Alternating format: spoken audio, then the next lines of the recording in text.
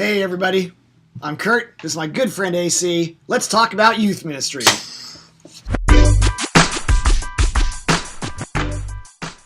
Alright. Dude, how are you doing? Good to see you as always. Always. Today we are sponsored. You got the memo? Today's show sponsored by The Color Gray. Hey, this is how you know we're friends on and off the show. That's right. Look at the shine. Dude.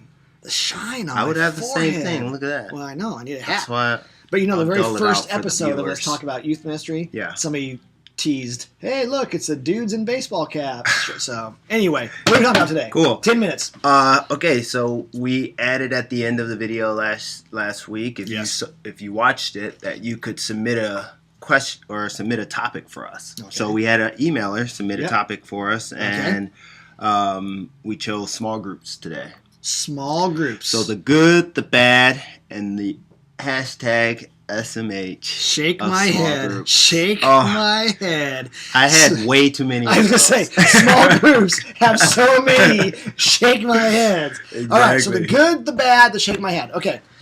AC, something good. What do you love most? What's one way to make small groups awesome? Just share something good concerning small groups. For us, every single year is the expectations.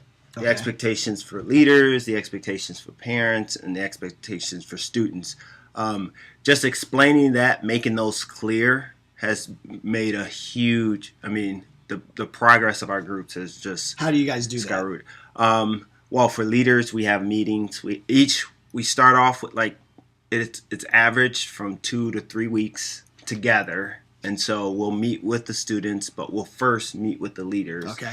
And we'll go over every area of life group. So all about meetings, the night that you meet, we'll go through a mock night. How do you communicate with parents? We'll talk about how will we communicate with you, with our leaders, with our students. We have it's like contract night, but it's more covenant night. Yep. And we just go boom, boom, boom through every single thing that we expect. And don't they still sign a card, a covenant card that says, I'm going to keep confidentialities, I'm going to treat everybody well, I'm going to bring my Bible, whatever those are. I will try my best to be there and really honor for that. It's awesome. Also, parents, I think this is a new area for us Yep. that we've really been thinking about is how can we bring parents along in this journey, or at least add more of a parent ministry part to this. Right. And so expectations is huge for parents to know that what our leaders are what they should expect our leaders to do, but also what should our leaders expect of them. Yeah. So that's just huge. It's made our small groups so much better. So one way to make sure your small groups are going well, is to have clear expectations across the board. Why do we do small groups? What can you expect in a small group? Okay. Exactly. For me, man, I think when I was thinking just about good small groups, and this is just more preference than it is anything else. Yeah. I love when small groups are decentralized. I love when they're off of the church campus.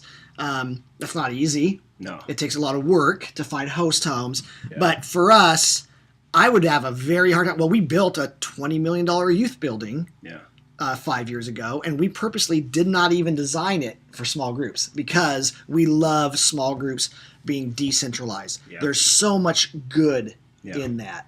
So that's just a very quick answer. I don't think your small groups are bad if you're centralized. No, totally. But for us, one of the things that I love most about small groups is decentralization. By the way, if you're going to be decentralized, you really do have to have even more clearly defined expectations. Exactly. I think what I love about decentralized is that you really allow the leader to be that pastor of that group. Right. It really helps. Yep. And they own it more. Yeah. Totally. All right.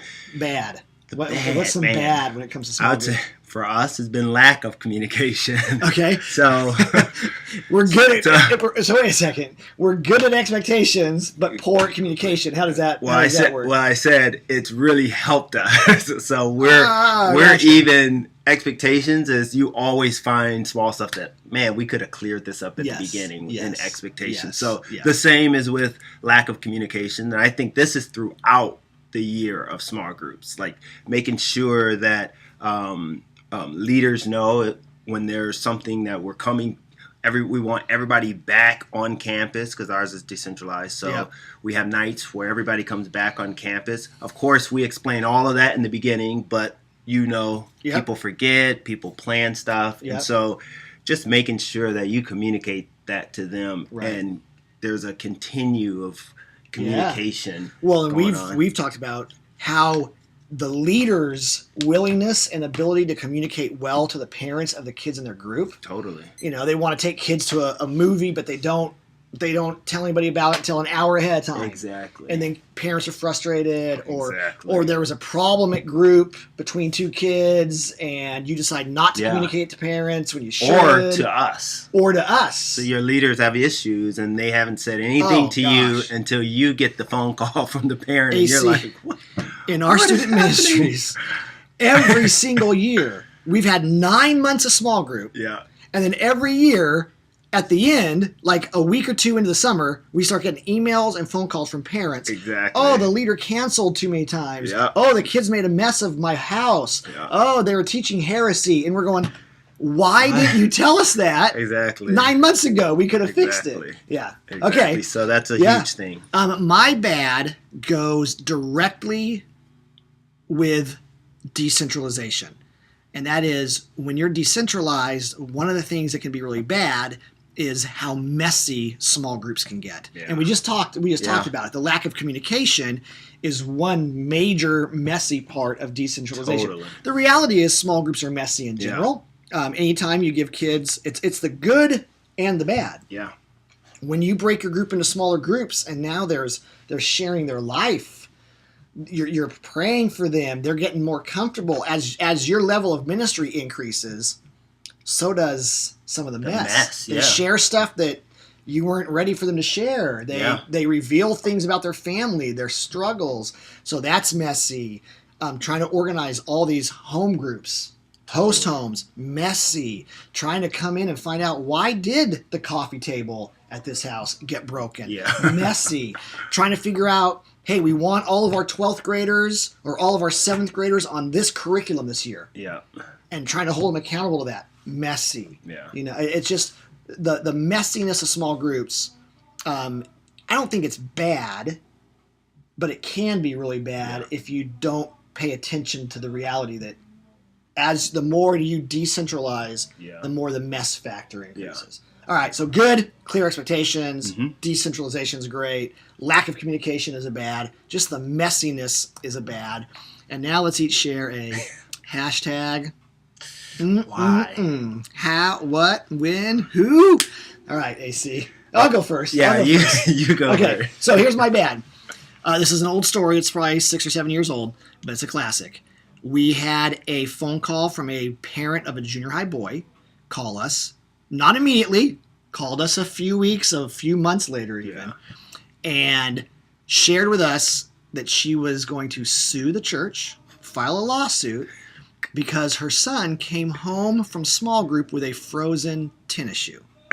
A frozen tennis shoe. What had happened is, at the end of life group, they have to take their shoes off before they go in this particular house, and at the end of life group, when he went to go put his shoes on, he was missing one. And nobody knew where the shoe was. He asked and nobody knew. He eventually found his shoe, having been dipped in the water, run underneath the sink, and then in the freezer. So his shoe was frozen at the end of life group. Hilarious. Genius. Classic. She was going to sue the church. Bullying, harassment, improper supervision, improper training of our leaders to know that cannot happen.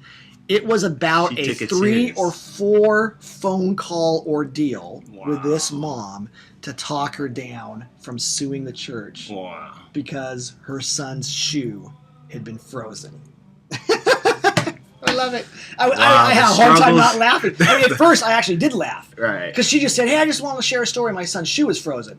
I laughed. And she said, well, I think that's part of the problem, is that your church takes this kind of stuff far too lightly. And then she unloaded this whole... Wow. Yes. So first she thought she was telling you a funny story, and it ends up... yeah. She was serving you. She was serving. Turns out they were law enforcement officers coming to my door. That's all right, hilarious. so that's my shake my head. Wow. Shake my head. All right. You've got a minute. I have a lot. What comes to mind is we had one leader who, and he's one of our best leaders. Love leading guys, love small groups. Yeah. But had this idea that he would take his boys to go get wings. Now, I love wings. Everybody loves wings. Everybody loves wings. I'm not sure where this is going bad. But Hooters obviously serves wings. Yes. But a place you should never have small group at. Oh, gosh. So he took his guys. He took his high school boys for wings to Hooters. And so what went wrong? Did it how do you got? Did well, a parent the complain? We had parents complain. His wife complained. The Hooters girls complained that there were these high school boys.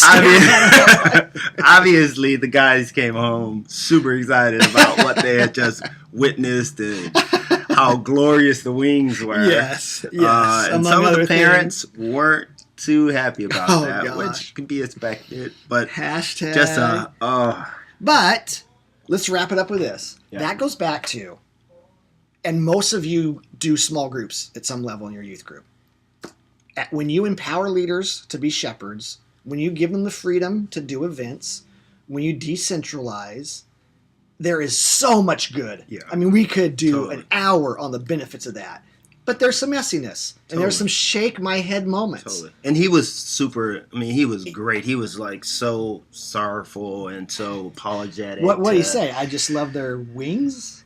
He was just naive. He'd never been to Hooters. I had no idea. Because sometimes a mid-50s dad loves the Lord. I knew it was about wings. And that's the story. He's sticking to it. That's what I'm sticking to. There you go, guys. Small groups, good, the bad. Hashtag SMH. Thanks for talking about youth ministry. We'll see you soon.